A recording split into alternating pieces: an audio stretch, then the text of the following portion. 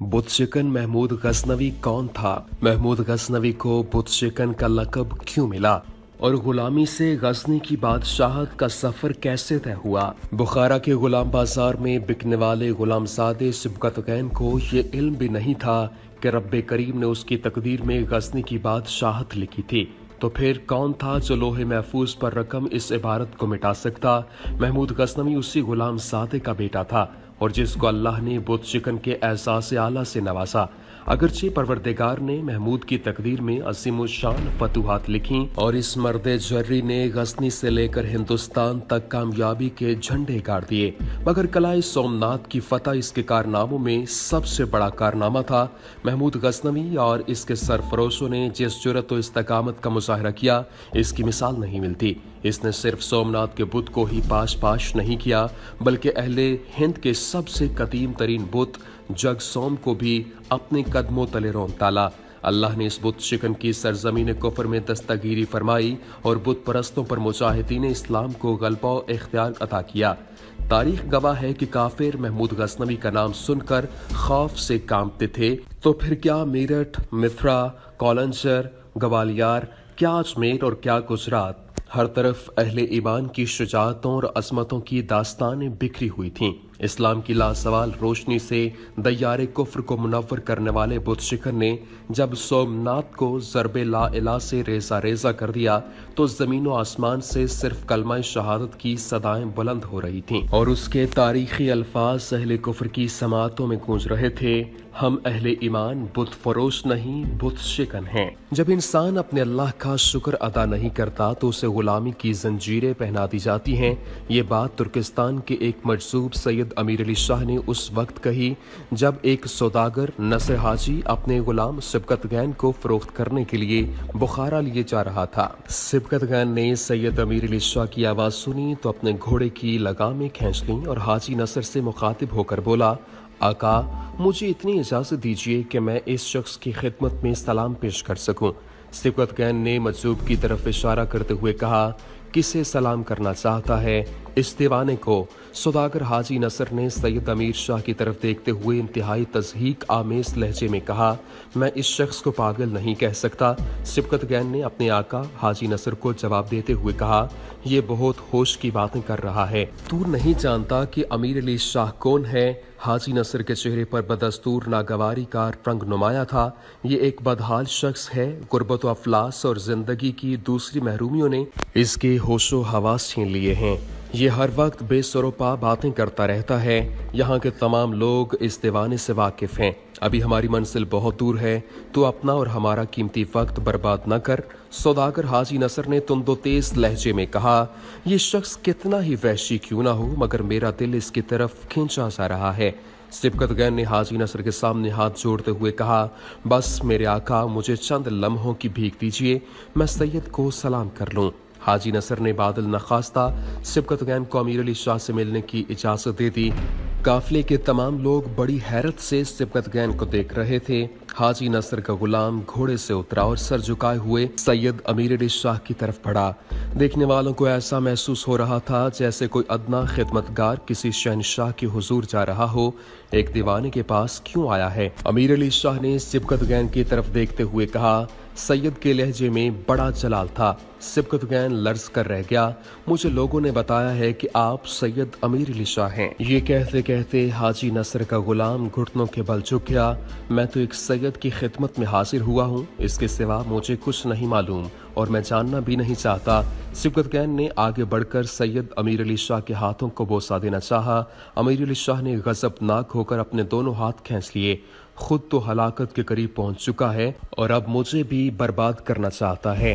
सैयद की पुरसुकून रहने वाली आंखें यकायक आग बरसाने लगी थीं। तूने ये बुत परस्ती की अदा कहाँ से सीखी? सिबकतगैन खौफजदा होकर एक कदम पीछे हट गया। मैं तो एहतराम के तौर पर अपने जज्बात का मुजाहिरा कर रहा हूँ। इसकी आवाज़ लर्ज रही थी। इसे एहतराम कहते हैं कि एक मजबूर दूसरे मजबूर के आगे सर झुका दे। सैयद के लहजे में वही आतिश फिशानी थी। तू भी खाक से पैदा हुआ और मैं भी खाक से उठा, फिर एक दिन दोनों खाक में मिल जाएंगे। उसका एहतराम क्यों नहीं करता जो अपनी ज़ात में एक नूर है और जिसे कभी सवाल नहीं। एक बार उसके आगे खम हो जा। پھر تیرا یہ سر کسی کے سامنے نہیں جھکے گا، اور اگر کبھی شیطانوں کا لشکر تجھے کسی دوسری طاقت کے روبرو جھکانے کی کوشش کرے تو اپنا سر جسم سے کاٹ کر الگ کر دینا، پھر تجھے نجات حاصل ہو جائے گی۔ سبکتگین نے آہستہ آہستہ نظریں اٹھائیں اور امیر علی شاہ کے چہرے کی طرف دیکھنے کی کوشش کی، مگر وہاں جلال روحانی کی ایسی آگ روشن تھی کہ سبکتگین اس تپش کو برداشت نہ کر سکا اور گھبرا کر سید کے قدموں کی طرف دیکھنے لگا۔ کچھ کہنا چاہتا ہے؟ امیر علی شاہ مسکرائے۔ ایک بدحال دیوانے سے کیوں ڈرتا ہے؟ سید نے سوداگر حاجی نصر کے وہ الفاظ دہرا دیے جو کچھ دیر پہلے اس مالدار تاجر نے امیر علی شاہ کے بارے میں ادا کیے تھے۔ نہ میرے پاس سیم و زر کے انبار ہیں، نہ خدمتگاروں کی طویل قطاریں ہیں، نہ اسلحے کے ذخائر ہیں، نہ تاج و تخت اور نہ ہی جانباز سپاہی۔ پھر مجھ سے کیوں ڈرتا ہے؟ کہہ دے جو کچھ تیرے دل میں ہے۔ سبکتگین رونے لگا اور پھر اس نے لرزتی ہوئی آواز میں کہا، سید، میں ادھر سے گزر رہا تھا تو آپ نے فرمایا تھا کہ جب انسان اپنے اللہ کا شکر ادا نہیں کرتا تو اسے غلامی کی زنجیریں پہنا دی جاتی ہیں۔ ہاں، میں نے ٹھیک کہا تھا، مجھے کس کا ڈر ہے جو اپنی زبان بند رکھوں گا؟ سید امیر علی شاہ نے اسی بے نیاز لہجے میں کہا، اگر تیرے بزرگ اللہ کا شکر ادا کرتے تو ان کے سروں سے تاج سلطانی کیوں اتارا جاتا؟ ان کے چہروں پر رسوائی کی خاک کیوں ملی جاتی اور انہیں ذلت کے توپ پہنا کر کوچا بکوچا کیوں پھرایا جاتا؟ دراصل سبکتگین شاہ ایران یزدجرد کی نسل سے تعلق رکھتا تھا۔ شہنشاہ یزدجرد کو حضرت عمر فاروق رضی اللہ تعالیٰ عنہ کے عہد میں مسلمانوں کے ہاتھوں شکست فاش ہوئی اور وہ فرار ہو گیا۔ پھر حضرت عثمان رضی اللہ تعالیٰ عنہ کے دور خلافت میں اسے قتل کیا گیا۔ سید امیر علی شاہ نے اسی واقعے کی طرف اشارہ کیا تھا۔ سید، پھر میں کیا کروں؟ سبکتگین زار و قطار رونے لگا۔ اپنے بزرگوں کے گناہوں کا کفارہ ادا کر، امیر علی شاہ نے پرجلال لہجے میں کہا۔ پھر جب سبکتگین اپنے گھوڑے تک پہنچا تو سوداگر حاجی نصر نے کہکا لگاتے ہوئے کہا، غلام زادے، اپنا چہرہ تو دیکھ، کیسا خاک آلود ہو رہا ہے۔ سبکتگین نے کوئی جواب نہ دیا، بس عجیب سی نظروں سے اپنے آقا حاجی نصر کی طرف دیکھا اور سر جھکا لیا۔ آخر ایک پاگل تجھے اور دے بھی کیا سکتا ہے؟ دوسری بار حاجی نصر کا کہکہا بلند ہوا، احمق، غلاموں کی قسمت کبھی نہیں بدلتی۔ سبکتگین نے حاجی نصر کی باتوں کا کوئی جواب نہیں دیا اور غلاموں کا یہ قافلہ آہستہ آہستہ بخارا کی طرف بڑھتا رہا۔ اس دن غلاموں کے بازار میں بڑی رونق تھی۔ بہت سے سوداگر اپنے ساتھ غلاموں کی قطاریں لے کر آئے تھے۔ جیسے دیہات کے بازاروں میں گایوں، بھینسوں اور بکریوں کی بھیڑ نظر آتی ہے۔ رنگ برنگ کے سجے ہوئے جانور، تندرست و توانا دھلے اور نہائے ہوئے جانور، تاکہ خریدار پہلی نظر میں ان کی طرف متوجہ ہو جائیں۔ اس کے برعکس بازار کے ایک گوشے میں کم قیمت، کمزور اور میلے کچیلے جانور بھی لائے جاتے ہیں جنہیں صاحب حیثیت خریدار دیکھنا بھی پسند نہیں کرتے۔ ان جانوروں کی طرف وہی خریدار رجوع کرتے ہیں جن کی جیبیں ہلکی اور ہاتھ تنگ ہوتے ہیں۔ بخارا کے غلام بازار کا بھی یہی حال تھا۔ مختلف نسلوں، قبیلوں اور رنگوں کے غلام بہت دیر سے سر جھکائے اپنی اپنی قسمت کے فیصلے کا انتظار کر رہے تھے۔ جب کبھی کوئی خریداران ان کے قریب سے گزرتے تو وہ ان کے قدموں کی چاپ سن کر چونک اٹھتے۔ غلاموں کی اس اضطراری حرکت سے ان کے پیروں کی زنجیریں بج اٹھتیں اور ساکت فضائیں کچھ دیر تک ایک ہیجان انگیز شور سے گونجتی رہتیں۔ خریدار بڑے ناز و غرور سے زمین پر قدم رکھتے، آڑی گردنوں اور ترچھی نظروں سے غلاموں کے اداس چہروں کو دیکھتے جن پر نا آسودہ تمناؤں کے رنگ ابھر ابھر کر ڈوبتے رہتے تھے۔ جب یہ سیم و زر کے آقا اور اقتدار کے مالک اپنی پیشانیوں پر نخوت و غرور کی لکیریں ابھارے زمین کے سینے پر زور زور سے پاؤں مارتے، شدید بے نیازی کے عالم میں چپ چاپ گزر جاتے تو سارے غلام بیک وقت چیخ اٹھتے جیسے وہ خریداروں کے بند دروازوں پر فریاد کر رہے ہوں، ہمیں خرید لو، خدا کے لیے ہمیں خرید لو، کہ انسانی آزادیوں کے یہ تاجر ہمارے ساتھ حیوانوں سے بھی بدتر سلوک کرتے ہیں۔ اس قسم کے تمام سوداگر اپنے اپنے غلاموں کو پھٹے پرانے لباس پہناتے اور بہت معمولی غذا کھانے کے لیے دیتے، وہ بھی اتنی مقدار میں کہ ان کے غلام بس سانس لے سکیں۔ جب اس غیر انسانی سلوک کے خلاف غلام اپنے آقاؤں سے احتجاج کرتے تو انسانی آزادیوں کے تاجر صاف صاف کہتے تھے، اگر تمہاری آسائشوں پر زیادہ رقم خرچ کر دی گئی تو ہمیں اس کاروبار میں نقصان ہو جائے گا۔ اپنے آقاؤں کا یہ برہمانہ جواب سن کر غلام خاموش ہو جاتے बनाते और फिर उस दिन का इंतजार करने लगते जब कोई अमीर या हाकिम गुलाम बाजार की तरफ रुख करेगा और इन्हें खरीद कर इस अजियत की जिंदगी से निजात बख्शेगा। उस रोज गुलामों की सफ़ों में बहुत ज्यादा हिजान और जोश पाया जाता था। खिलाफे मामूल उन्हें गुस्ल के बाद नए कपड़े पहनने के लिए दिए गए थे। गुलामों ने आकाओं के हुक्म पर बहुत देर तक अपने गर्द आलूद चेहरों को धोया और आरास्ता होकर अपने खरीदारों के इंतजार में खड़े हो गए। सौदागर हाजी नसर फितरतन एक बखील इंसान था। उसने बाजार गुलामी के असूलों को बालाए ताक रखकर इस मौका पर भी इंतहाई कंजूसी का मुजाहरा किया था। सिबकतगैन की मुसलसल दरख्वास्त के बावजूद हाजी नसर ने इसे नया लिबास पहनने को नहीं दिया था। आका, जरा दूसरे सौदागरों के गुलामों को तो देखिए कि वो कैसे जर्क बर्क लिबास पहने हुए हैं। सिबकतगैन के लहजे में बड़ी हसरत थी, इससे कोई फर्क नहीं पड़ता। हाजी नसर बड़ी बेपरवाही के साथ मुस्कुराया। मैं अपनी तकदीर पर भरोसा करता हूँ, अगर तेरे हवाले से मुझे कोई बड़ा फायदा पहुँचना है तो वो हर हाल में पहुँच कर रहेगा। सिबकतगैन का दिल बुझ कर रह गया। वो अपने बेहतर मुस्तकबिल से मायूस हो चुका था। जब दूसरे गुलामों के आरास्ता जिस्मों और चमकते धमकते चेहरों पर उसकी नजर पड़ती तो उसका जहन अंधेरों में डूबने लगता। बहुत देर तक सिबकतगैन की यही कैफियत रही। फिर यकायक उसके दिमाग में एक बर्क सी लहराई और कानों में सैयद अमीर अली शाह के अल्फाज गूंजने लगे, अपने अंदर और बाहर के बुतों को तोड़, अल्लाह तेरी जंजीरों को काट देगा। सिबकतगैन का दिल ठहर सा गया, मगर वो सैयद के अल्फाज का मफहूम समझने से कासिर था।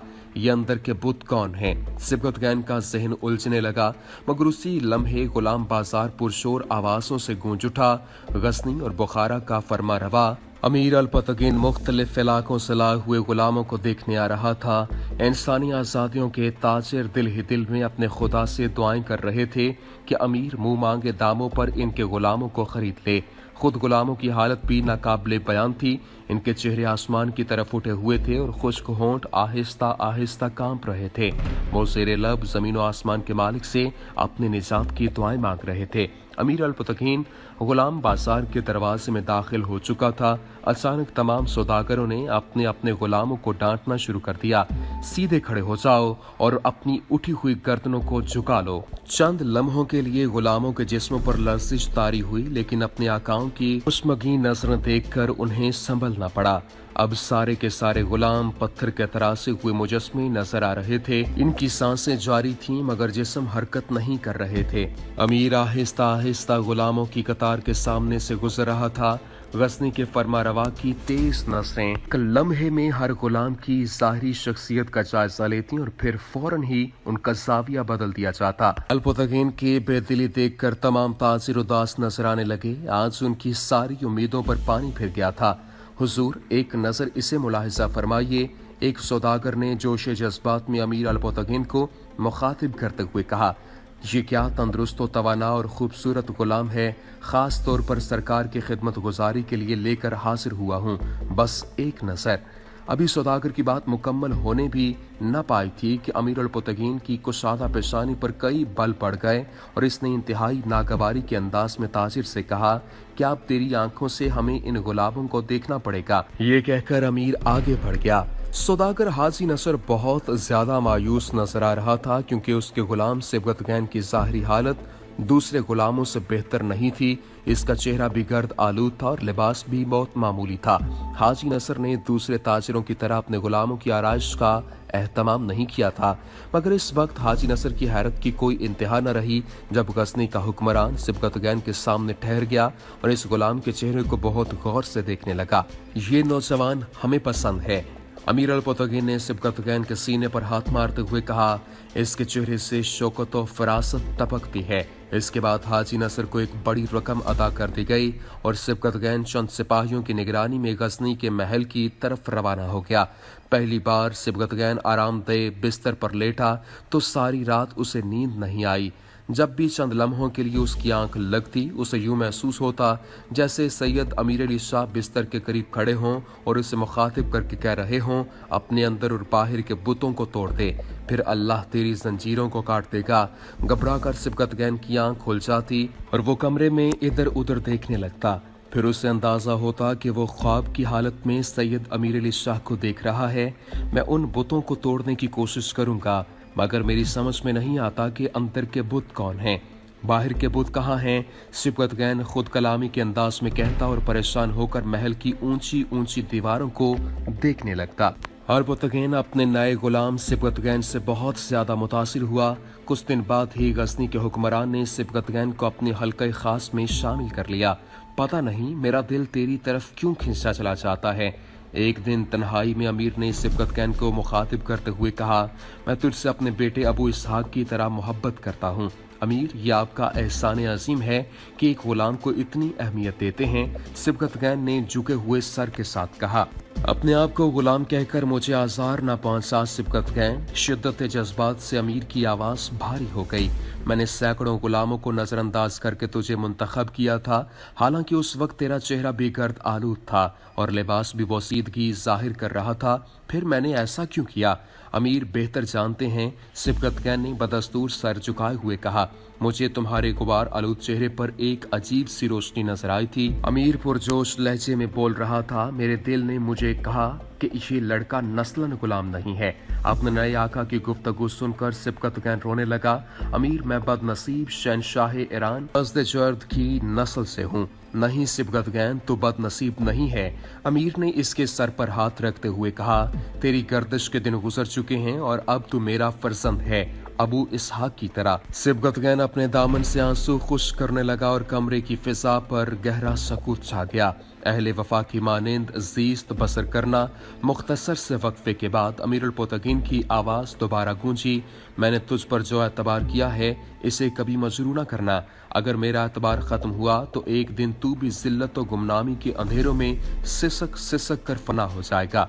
इस कायनात में सिर्फ एतबार और यकीन की रोशनी है। अगर ये रोशनी बुझ जाए तो जुल्मत के सिवा कुछ बाकी नहीं रहता। सिबकतगैन ने बेकरार होकर अमीर के पैरों पर सर रख दिया।